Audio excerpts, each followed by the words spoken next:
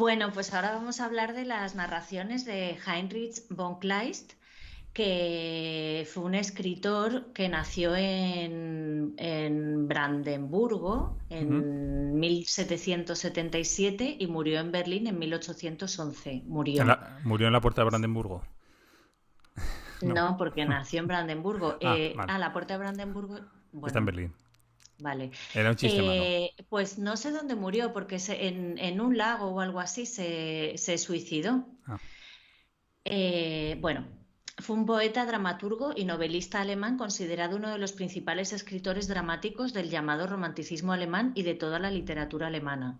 Sin embargo, no gozó de predicamento en vida y hubo que esperar hasta el siglo XX para que se reconociese su papel destacado y sus obras pasasen a convertirse en una pieza del repertorio clásico alemán. Te cuento que este libro lo hemos leído en el club de lectura, en un club de lectura aquí en Santa Cruz de la Palma, y nadie lo conocía. Bueno, no sé si había alguien que lo conocía. Lo había propuesto para la lectura mi padre, y luego ya estuvimos hablando de los autores alemanes que conocíamos y todo eso, pero este autor no se le conocía y sin embargo es un poco como, bueno, no creo que se deban hacer comparaciones, pero un poco como el Cervantes alemán. O sea, no sé si como el Cervantes, pero lo leen en los institutos en Alemania. Entonces, si le preguntas a un alemán, von Kleist te dice que sí, que lo ha leído y pone cara de aburrimiento porque ha sido obligado a leer a este autor en el instituto. Y es una lectura, a mí me ha parecido una lectura estupenda, pero es una lectura que a lo mejor para alguien joven, pues tiene su público. Yo creo que hay gente joven a quien sí le puede gustar y gente que no, pero en la mayoría es algo obligatorio. Hombre, hay que decir que es un autor de finales del 18, comienzos del 19. Me parece que muere antes de 1820, ¿no? O por ahí muere. Es de esa época, 1811. 1811. Entonces, claro, te iba a decir, no sé quién sería comparable aquí. Espronceda, quizá, o algún autor así. Por la época, me refiero, no por el estilo. Quiero decir que son. Sí, por la época. Y de todas maneras, von Kleist era bastante adelantado a su tiempo en los temas que trataba y todo esto, o sea que ni siquiera es comparable a los escritores españoles, ni alemanes no lo sé, pero de los escritores españoles de esa época, o sea, Sí, habría que no, compararle con alguien bastante posterior. sí, fíjate que, por ejemplo, Espronceda, que lo he nombrado al azar, más o menos, es al revés. O sea, nace en 1808. Ah, Y Kleist muere en 1811. O sea, y ujú. aún así, es decir, que es un autor. A ver, en la forma, bueno, ya hablaremos ahora un poquito de eso. Pero sí que es cierto Sí, que es un. Que lo que dices tú, pues si a los chicos alemanes que lo que les gusta es ver Netflix y ver la serie esta de Dark o tal, pues les ponen autores del siglo XIX o principios del XIX, pues yo imagino que no les gustará mucho. Hay que decir respecto al libro, simplemente por si alguien se anima a leerlo, que podéis encontrar dos versiones del mismo. Eh, una versión que no incluye es que no sé si llamarlo cuento, es que es casi una novela. El cuento ¿cómo se pronunciaría? ¿Kulhas? Michael Colas, creo. Bueno, no Michael lo sé, no sé Colas. cómo se pronuncia. Bueno, pues hay un cuento que es muy, muy largo, que es casi una novela corta, que en algunas ediciones no está y está vendido por separado como novela y en otras, como la que, por ejemplo, he leído yo o la que ha leído Ana, sí que está esa versión, o sea, este cuento. Entonces, es, que lo sepáis. Y es una de sus obras más importantes, curiosamente. No, yo no lo he leído. En Ah. el libro que yo leí en papel no estaba Michael Colas y entonces digamos que para el club de lectura, bueno, se lo leyó una gente y otra no, porque yo dije que no lo tenía y que no lo iba a leer en PDF o algo así. O sea, lo tengo como pendiente de leer porque sí que me gustaría leerlo, pero bueno, eso. Eh, de todas maneras, no hay dos versiones, hay un montón de, o sea, las narraciones de Clay se han publicado en un tomo, en dos, ¿sabes? Sí, bueno, que Cuando él vivía se publicaron en dos tomos, pero ahora se han publicado de diferente manera. Yo creo que Michael Collas se debió publicar aparte y entonces se incluyen unas y en otras no. Es como un poco así desordenado. Este libro yo me he encontrado como mucho desorden, también hay varias traducciones diferentes sí, claro, es que las traducciones, igual que las obras, tienen derechos de autor que caducan, entonces muchas veces pues cuando llega un determinado momento pues se renuevan para seguir teniendo derechos de autor sobre ellas y para Mm, adaptarlas también al público, porque el público que lee estas cosas cambia. Entonces, sí. hay las palabras, las propias palabras del castellano y palabras que ya no se utilizan, con lo cual desaparecen, hay que buscar otras, en fin. Bueno, ¿y de qué van sus relatos? ¿De qué van sus relatos? ¿De qué no van sus relatos? Yo no podría decir que haya un tema concreto de sus relatos. Son relatos históricos muchas veces que tienen que ver con un hecho concreto que sí que sucedió Ujú, y que él, digamos que los ficciona, ¿no? No es una autoficción porque no tiene que ver con él, pero sí es una ficción de la realidad, como pasa, por ejemplo, con el terremoto de Chile, con la Marquesa de O también, creo que sí, la Marquesa de O también tenía algo de verdad. De hecho, la Marquesa de O no tiene nombres porque no quería que se reconocieran a las personas de las que hablaba y ni siquiera no tiene nombres ni ciudades. ujú. ¿No? La Marquesa de hoy habla de M, la ciudad de M, aunque en algún momento dice Milán, porque no sabemos si es un... No nos quedó claro si lo de poner Milán era un fallo, o sea, como que se había una especie de rata o algo así, o es que en algún momento se le había escapado lo de Milán. O sea, que a veces coge los esponsales de Santo Domingo, puede que también. En fin, hay como... Porque ahora mismo los esponsales de Santo Domingo tienen que ver con las revueltas estas en... Espera un En momento. Haití. Sí, eso, gracias. A Los ver, pero que esponsales de... esto, Sí, sí, lo que estabas, es que estaba buscando precisamente ese cuento para hablar de eso. Es que precisamente, bueno, sabéis que bueno, hace poco, respecto a cuando salga esto, habrá pasado un mes, pero bueno, ha habido un terremoto en Haití, sí, que como todos estos terremotos que ocurren allí, pues destrozan esa parte de la isla, porque claro, la parte de República Dominicana queda intacta y la parte de sí. Haití queda, que es Haití es la parte que era colonia francesa. Bueno, pues todo esto que narra, por ejemplo, en los Posales de Santo Domingo, que lo que narra es eh, la primera, bueno, la revolución que hizo, que expulsó a los franceses de Haití, pues está basado, como tú dices, en hechos reales, o sea, está basado en lo que ocurrió en realidad, y cuenta una historia, en fin. Y mucho de lo que cuenta ahí tiene que ver con lo que realmente está pasando en Haití ahora, porque esta revolución que cuenta en los esponsales de Santo Domingo se considera la primera revolución negra, lo de negra lo decían ellos mismos, no es un...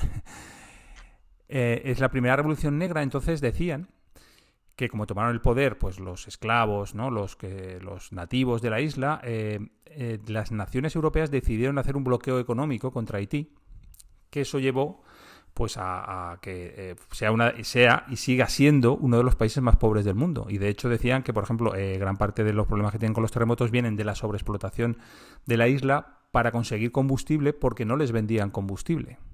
Con lo cual, dicen, incluso hoy en día muchas casas en Haití solo, o sea, la calefacción, el agua caliente, todo eso es con madera, o sea, pegando fuego a madera. Ujú. Y de ahí, pues bueno, todo lo que se deriva después. Pero, por ejemplo, eso está basado en un hecho real, efectivamente. Los esponsales de Santo Domingo. Sí, y el terremoto de Chile, que el terremoto de Chile había ocurrido, pues creo que un siglo antes o algo así, o sea, que coge la historia y mete y mete su propia historia dentro. Lo que tiene Von Kleist, que es súper interesante, es la forma de narrar, que de alguna manera revolucionó un poco, o sea, el lenguaje, o sea, el lenguaje alemán, que claro, a nosotros nos llega traducido porque sería imposible leerlo en alemán, pero de alguna manera revoluciona el lenguaje y lo lleva hasta, o sea, lo estira, ¿no? O sea, como que en Alemania no había un escritor así hasta ese momento. Las frases de los relatos de Von Kleist son muy largas y con muchos verbos de acción. Entonces es una especie de... Los relatos son como un poco vertiginosos, o Sí, sea, entras y es como todo, a mí me recuerda un poco... salvando las distancias, claro, porque es un lenguaje muy elaborado, o sea, las frases y además hombre, obviamente ya en el año 2021 no le vas a pillar a la edición en un renuncio, pero que una frase tan larga a veces no la terminas de construir bien y tienen una construcción estupenda las frases y a veces son frases de 3 o 4 líneas, ¿no? O un párrafo así, yo en el libro que tengo, que es un párrafo así del libro, es una sola frase y dices, ostras, y en ese párrafo hay un montón de verbos de acción, verbos de acción continuamente. Y entonces me recuerda un poco a los niños cuando los niños te cuentan una historia y entonces fue, y entonces corrió, y entonces se cayó, y entonces el Von Kleist obviamente no utiliza el y entonces, pero sí que son muchos verbos de acción, entonces cuando está terminando una frase te mete otro verbo y entonces nunca se termina y no puedes, digamos, terminar la lectura hasta que acabas con el relato. A lo mejor en el de Colas no, pero es así, es muy vertiginosa su Sí, lectura. y es cierto porque además lo que te ocurre, a mí me ha ocurrido, claro, depende también el nivel de concentración en el momento en que te pongas a leer, que entras en una frase de esas y entonces empiezas a leer y, a ver, no es que pierdas el hilo, pero llegas y dices, espera, que voy a tener que volver a leer porque me ha empezado a meter aquí, ¿cómo se dice? Acotaciones entre comas, frases subordinadas, no sé qué, y me estoy perdiendo un poco que no sé dónde estoy. Y tienes que volver atrás y empezar a leer. Eso no significa, porque claro, cualquiera que escuche lo que estoy diciendo va a decir, vaya tostón de libro que me estoy recomendando. No, no es un tostón, pero que muchas veces es cierto que lo que dice Ana es verdad, que son frases que pasan tantas cosas sin que haya un punto que te tienes que volver a situar a ver dónde estás, para ver realmente a quién le están pasando las cosas y qué está haciendo cada persona que estás narrando en esa frase, ¿no? Eso es cierto, sí. Hmm, hmm. Bueno, no sé si quieres que hablamos de cuentos concretos o así un Bueno, yo en poco a lo general loco. sí que quería decir una Sí, cosa, sí, eh, y es, aunque claro, estamos hablando de un autor que por mucho que revolucionara el lenguaje, la escritura o la literatura alemana, pues es de hace 200 y pico años, entonces muchas veces la forma de los cuentos, la estructura del cuento, no estamos hablando del lenguaje, ¿no? Pero la estructura del cuento sí que a veces es como muy clásica, ¿no? No está sujeto a, pues bueno, a las sorpresas que te puede dar el cuento moderno que estamos acostumbrados a leer ahora. Eso es bastante más clásico. Pero a mí los temas, por ejemplo, sí que me han sorprendido. Porque son temas que dices, está hablando este señor de esto hace, que es un tema bastante actual, que puede ser un tema bastante actual, pero que está hablando de esto hace 200 años. Eh, bueno, has nombrado la Marquesa de O. Ahí, por ejemplo, es súper chocante cómo empieza la Marquesa de O. Lo tengo aquí, dice, sí, bueno, precisamente. bueno, lo voy a leer, ¿vale? En M, una ilustre ciudad al norte de Italia, la marquesa viuda de O, dama de excelente reputación y madre de varios hijos a los que había educado con esmero, dio a conocer a través de los periódicos que, sin ser consciente de ello, se había quedado en estado y, como no deseaba que la criatura que iba a traer al mundo fuera de padre incógnito, por consideración a la familia había decidido casarse con él. Es decir, que una señora había dado, o sea, una marquesa había puesto un anuncio en el periódico diciendo que estaba preñada y que no sabía de quién. Y que ni siquiera se había enterado de que se había quedado embarazada. Es que Y es fuerte la historia. sí, sí. A mí me resultó, cuando lo leí, volví a leer la frase y digo, pero no puede ser que este señor me esté hablando de esto. Y no, y está hablando de eso. Es Mm, una señora que se ha quedado embarazada, no sabe de quién, no se acuerda cómo y que quiere saber quién es el padre. mm. Yo cuando leí este relato me acordé mucho de una novela ejemplar de Cervantes que se llama La fuerza de la sangre, en la Ujú, que también, en este caso, si no se entera de que se ha quedado embarazada es porque la mujer es violada en estado inconsciente. Bueno, ujú. igual que pasa en la Marquesa de O, lo que pasa es que ella ni siquiera es consciente de que lo hagan. En el otro caso, sí, alguien la rapta, la violan y ella cuando termina sabe que la han violado, pero no se ha enterado, ¿no? Porque estaba inconsciente. Pero se parece mucho bueno, habla de las violaciones de mujeres inconscientes, que es un tema bastante actual, Sí. como no lo sabe. O sea, ¿Cómo? que las agresiones sexuales en las que se le echa algo el burundanga, ¿no? Se pone, con el burundanga no se anula, digamos, la conciencia, solo se anula la voluntad, pero sí que ocurre que se usan drogas o alcohol para dejar inconsciente a mujeres o no sé si les pasa a hombres, principalmente la violación es un delito que se comete sobre mujeres o niños y se les deja en estado inconsciente y se viola y en algunos casos pues a lo mejor pasa esto, ¿no? De los embarazos. O sea, que es un tema, por eso que decías de lo de la actualidad, que me parece bastante actual que trate este tema y además un tema que yo me lo puedo imaginar ahora, ya es fuerte, ¿no? Imagínate en Mm. 1800, en esa Sí. época. Y además, ¿qué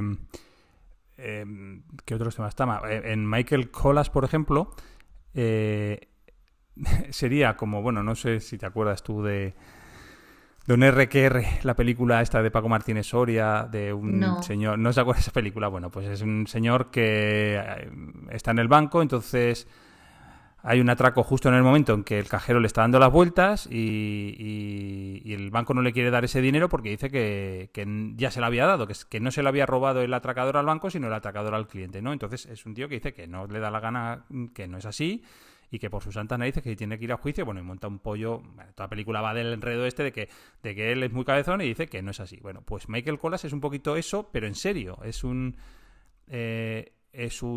señor que vive una vida normal, es un terrateniente, un tratante de caballos, que sufre una injusticia y trata, y trata por todos los medios de que le den una respuesta satisfactoria a su reclamación, pero se enfrenta a toda la maquinaria de corruptelas y de la burocracia del Estado, no, porque no este Estado es antes de la unificación alemana, con lo cual no es el Estado alemán, pero bueno, a todas las corruptelas de jueces, políticos, marqueses, reyes o príncipes o lo que sea, y él nunca encuentra o sea, no es capaz de encontrar esa satisfacción, así que decide tomarse la justicia por su mano y matar al que haga falta matar, hasta que él se sienta satisfecho en su reclamación.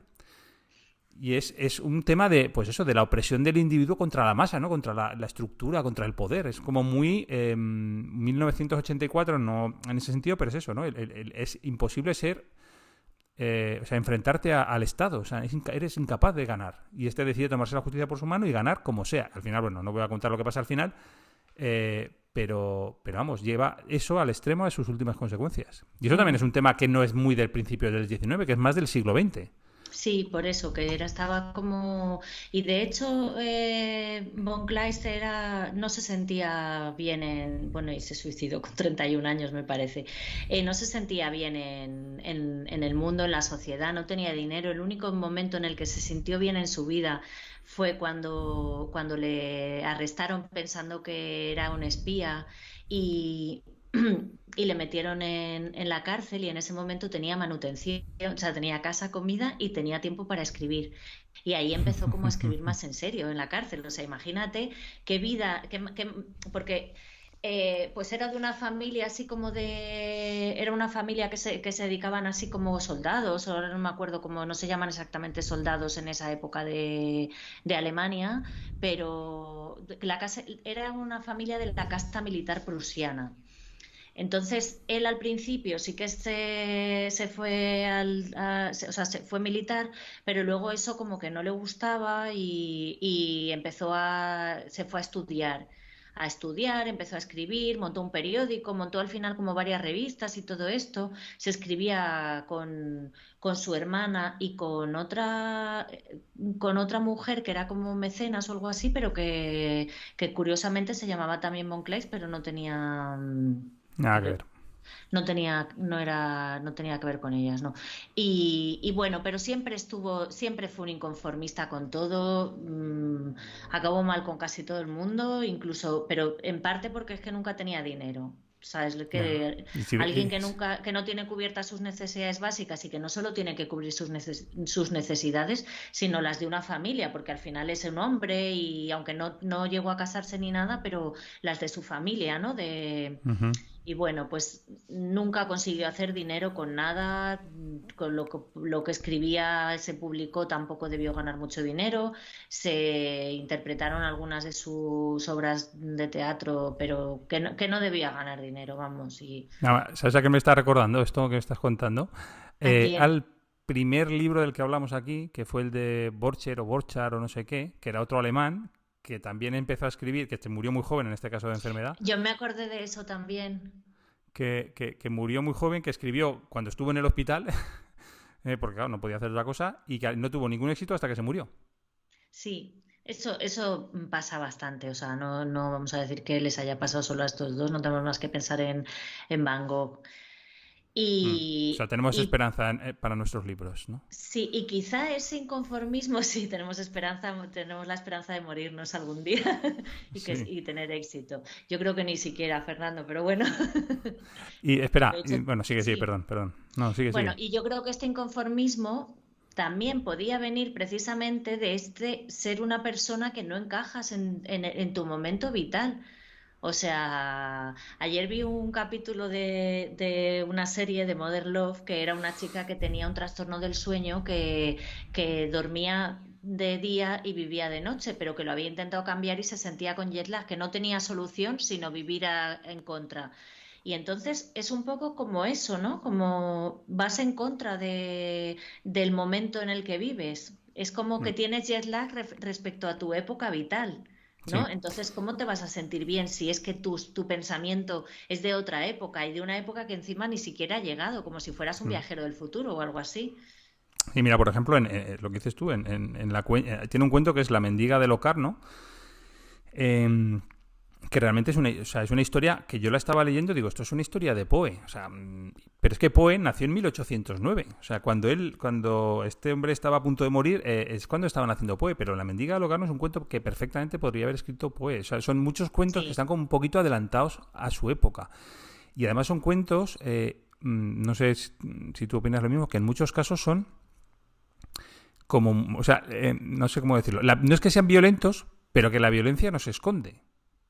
Por ejemplo, en mm, el terremoto de Chile, o sea, bueno, no vamos a contar la trama, pero hay un momento en que un niño muere con la cabeza aplastada por una piedra, creo, o de un golpe, o un espadazo, o algo así. Pues bueno, sí, sí, sí. pues, pues no, quiero decir, no hay pena, ni llanto, No, ni se tapa, ni se esconde. y hay restos de sesos o algo Sí. así a la vista. El cuento de los esponsales de Santo Domingo, que es sobre la revolución haitiana, es súper violento, o sea, Súper. es igual. Entonces, no escondía en absoluto la violencia, que también es una cosa que quizá es un poquito más de la segunda mitad del siglo XIX. Bueno, de hecho, siempre se ha dicho, ¿no? Que o sea, por ejemplo, en Inglaterra, no en Alemania, pero en Inglaterra, hasta Jack el Destripador, que es finales del siglo XIX, estaba como o sea, todo era como muy idílico, o sea, todo esto de la reina Victoria, de la época victoriana, era todo como muy idílico, muy perfecto, las clases altas muy no sé qué. Y ya en ese momento empieza a cambiar y se empieza a hablar, pues eso, de la violencia, de los asesinatos, los grandes investigadores de la literatura, me refiero, los personajes que son investigadores privados o lo que sea, pues Sherlock Holmes, bueno, el que crea Alan Poe, todos estos son de esa época. Pues este señor se está adelantando casi 100 años a eso, está contando cosas que se contarán un poquito más Sí, tarde. sí. A mí hay otra cosa que me ha llamado también la atención en sus relatos y es el tema de las mujeres. Uh O -huh. sea, en muchos casos, ¿no? A las mujeres de estos cuentos no se las cree. O sea, ellas dicen algo, como pasa con la marquesa de O. Nadie cree que ella no pueda saber cómo se ha quedado embarazada. Su padre pasa, o sea, su padre no solo, no es que pase de ella, es que la La repudia. insulta, la repudia, la madre un poco también, pero luego, claro, la madre es una mujer, al final entiende que algo tiene que pasar ahí, que es su hija, que todo esto. ¿En cuál es el otro? Es que este no lo tengo aquí. Este no sé por qué, a lo mejor no está en este. El del duelo. El del duelo tú no lo has leído porque no está en este libro. Pues hay otro que es de un duelo de una mujer que dicen que, o sea, un hombre para que no estar, para que no le condenen por el asesinato de su hermano, dice que ha estado con una mujer, que es una chica, que no estaba con nadie, ¿no? Entonces sí que es una chica de buena clase y tal. Y entonces la chica directamente. No, sí, sí que está, sí que lo he leído, sí. Sí que está. Vale, pues no, es Sí. que no lo al repasar los títulos no lo he visto. La chica directamente no la cree ni la echan y entonces al final acude a un hombre que estaba como un poco, se ve que estaba un poco enamorado de ella y tal, que es el único que la cree y es el que se bate en duelo con el otro, que es curioso, ¿no? El tema del duelo es que a uno, o sea, digamos que el bueno o el que va con la chica el otro le destroza físicamente y en cambio el otro solo tiene una herida, ¿no? El que ha dicho que estaba con la chica, pero al final el que tiene una herida, la herida se infecta y acaba fatal, y el otro se recupera de todas sus heridas, porque al final el poder era de Dios de decidir quién estaba mintiendo y quién diciendo la verdad. Y lo que tiene así de curioso es eso, como que dicen que Dios no tenía por qué decirlo en el momento concreto del duelo, que podía manifestarse, ¿no? Ujú. Pero esa sensación de que las mujeres lo que digan no, también pasa en los esponsales de Santo Domingo. La chica arma una trama para que no pillen al tío que está protegiendo, y el tío, en cuanto ve, como no sabe la trama que ha armado ella, directamente dice: tú me has vendido y ahora acabo contigo, ¿no? O sea, y la manera de verlo o sea, la manera de narrarlo de Kleist no es juzgando a las mujeres, sino es exponiendo esa realidad. A las mujeres no se las cree, pero él no, digamos que no toma partido. A mí me parece que no toma partido. Yo no me he sentido como, o sea, no me ha parecido que fuerce el que es que a las mujeres no hay que creerlas, sino que él se da cuenta de que a las mujeres no se las cree, y entonces las coloca en ese papel, ¿no? No sé si tú te habías dado cuenta o habías Sí. pensado en esto, ¿no? Mm. Al final, sí, bueno, y al final siempre, quiero decir, porque incluso en ese de los responsables de Santo Domingo me parece que cuando el tío al que te refieres, bueno, es que es un francés, bueno, no, eres un suizo, es un suizo, Mm. regresa a Suiza, le pone una estatua, ¿no? A esta chica Uy, no o me acuerdo de eso. un... Sí, sí, al final él pone, pues eso, ¿no? Pues como que la recuerda toda su vida y le pone una estatua en su casa o en su mansión o lo que sea, sí, sí. Siempre es un poco... la verdad es que juzga poco en realidad, ¿eh? O sea, Sí. Clay no suele juzgar a nadie, ¿eh? O sea, cuenta lo que hay y ya está. Y No, bueno, es un narrador, por eso me gusta bastante el título del libro que tengo yo, que se llama Narraciones, porque es mm, que es eso, son narraciones. sí. Hay uno que yo no he leído, que no sé si tú has leído, que lo estoy buscando, que no me acuerdo, es que como no lo he leído no me acuerdo cómo se llama, que no sé si, es que me pareció al principio como un poquito un ensayo, entonces no lo leí y no sé si es que luego eso se convierte en un relato, que habla de que cuando no tienes solución a un problema, lo que tienes que hacer es hablar con alguien que no sepa nada de ese problema y empezarle a contar el Creo que problema. esos son ensayos, sí. Vale, eso me hizo mucha gracia porque hace poco escuché un podcast sobre Momo, de Michael, ¿cómo es Michael Mente? Michael Hande, bueno, No lo sobre sé. Momo, ¿vale? Un podcast sobre Momo y entonces decían que, yo no he leído Momo, ¿vale? Pero decían que Momo tenía una característica y era que daba solución a los problemas de las personas solo escuchándolos. Simplemente se dejaba que hablaran y ellos mismos encontraban la solución a sus problemas. Y me hizo mucha gracia porque es exactamente lo mismo que dice Kleist, pues 200 años antes. En lo que pasa que en vez de como un cuento lo pone como un ensayo, ¿no? Yo ya te digo, me hizo una cosa que me llamó muchísimo la atención, Sí, es esa que referencia. como hay varios libros, el libro que tengo yo solo tiene estos cuentos, y el que tiene mi padre tiene también unos ensayos y anécdotas o algo así, una especie de Ujú. anecdotario, se lo presté a alguien, y cuando lo recupere me leeré esas cosas porque me parece bastante interesante. La verdad es que a mí me ha interesado bastante tanto los relatos como el propio personaje. O sea, Ujú. como el propio personaje, no el propio escritor. Mm. Pues yo también, a mí me ha gustado. A mí me ha gustado sobre todo Michael Colas, es una, no sé, novela corta, cuento largo, que me ha gustado bastante, ¿eh? Mm, Es muy interesante. Mm. mm. Así que recomendable, ¿no? Lo recomendamos. Lo recomendamos, sí, lo Vale. recomendamos también porque es un autor es un autor que tiene, o sea, muy conocido, y que, oye, si lo ponemos ahora en movimiento otra vez, me parece súper interesante. Es un autor que debería ser mucho más conocido Sí. por todo lo que significó en la literatura alemana, que por cierto, Goethe, como se dice, nosotros diríamos Goethe, le caía fatal. Sí. Sí, no quería saber nada de este hombre, no sé si por rollos de ego o algo así, pero nunca le apoyó, nunca se hizo amigo suyo, nada. Y eso que estaban todos relacionados, sabes, que eran gente de la literatura, estaban Mm. relacionados y sabían de su existencia, pero no. Yo lo que me pregunto es si al entierro de Kleist iría un poeta a leerle un poema, al entierro solitario de estos. Pues sí, espero. Te iba a decir que se suicidó con una amiga que ella tenía un cáncer terminal y entonces ella no, o un cáncer, tenía cáncer y no quería sufrir con la enfermedad y con su muerte y todo eso. Entonces le ofreció suicidarse con ella, le pegó un tiro a ella y luego se pegó un tiro él junto a un lago, me parece que fue. Bueno, muy bonito todo.